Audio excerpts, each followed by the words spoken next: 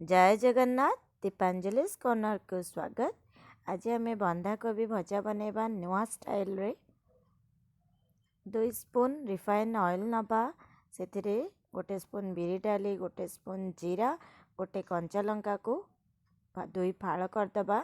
आलू आ गाजर को सरू सरू काटिदेबा लंबा लंबा। आ ग्रीन मटर नबा। यही सब को प्रथम आम फ्राए करदबा, पूरा रोस्टेड फ्राए करवा। ताहले जदि लाल लाल हम भजा आमर बहुत बढ़िया लगे, बहुत भल लगे। यही भजारे किछि गोटे सिक्रेट इनग्रेडिएंट पड़िबो जोटा कि भजार टेस्ट बहुत बढ़िया आसीबो। जानिबापई वीडियो को एंड पर्यंत देखंतु, आपण जानि पारिबे। आपण थरे एमती भजा बनेले आपण बारंबार एमती ही भजा बनेबा को चाहिए। आ बहुत टेस्टी भी लागिबो भजा। एमती पूरा फ्राए करदबा। बंधाकोबी भजा तो आपण मैंने बहुत थर बनई आउ सीजनाली तो ये भजा सबु बेले आमे प्रत्येक दिन बनैला बेले बनाओ। या तो भात रुटी सबू सहित बहुत भल लगे। तो आमे ये भजा को आज चलतु पूरा सिंपल, बहुत सिंपल रे बहुत टेस्टी भी बनैबा। एबे आम फ्राई हला परे आमे सेतरे हळदी गुंड दबा, लुण दबा स्वाद अनुसार। ताको आउ टिके फ्राई करबा। आपण मन रखिथिबे पूरा फ्राई हला परे ही आलू ग्रीन मटर आ गाजर तापरे आपण हळदी गुंड आ लुण ऐड करिवे। एबे करी पाउडर दबा। ऊपर थिबा आई बटन को क्लिक कले आपण यार रेसिपी जानि पारिबे। गोटे टमाटो दबा।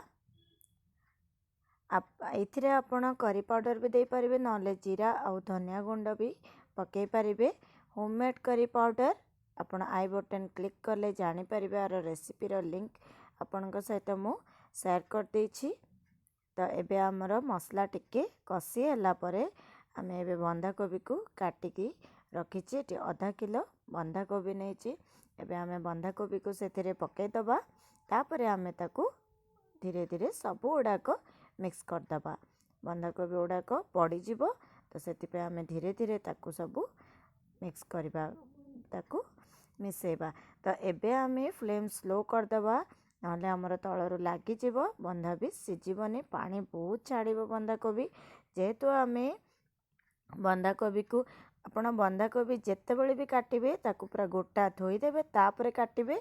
देखिबे पानी बहुत कम बाहरिबो। तार विटामिन भी रहइबो, हमर पौष्टिक अंश भी सेतिरे रहइबो। एमती सब मिसेला परे देखो आम आलू केते सुंदर लाल लाल कलर देखा जाउची। आ टमाटो भी जदि बेसी आगुरु भी पकेदेबे टमाटर खट्टा आसीबो। आम टमाटो को बास्ना आनबार अछि। आमे टमाटो को मझिरे ऐड करले तो आम भजा बहुत टेस्टी और भल भी लागिबो। एबे आमे ताको घोड़े दबा। 2 ରୁ 3 मिनिट परे पुणी चेक करबा। स्लो फ्लेम रखिथिबे, ताले बंधा हमर सिझी जिवो भल से। 5 मिनिट परे पुणी ताकू चलंतु टिके एपटे सेपटे उल्टे दबा, लौटे दबा, सब आउथरे मिसेबा। ताले हमर केतिकी कोण हमर सिझीचे हमर परिबा बंधा आमे देखिबा। आलू तो आमे जेतବେଳେ फ्राए करले सिझी जायछि। देखंतु बंधार कोबीर कलर केते सुंदर चेंज हलानी। आउ देखिबाकू भी सुंदर लागिबो। जदि मो रेसिपी भल लागुथिबो लाइक शेयर आ सब्सक्राइब करिवे। जदि मो चैनल रे नुआ अछंती आ कमेंट करने को भूलिबेनी मो रेसिपी आपको केमती लगुच।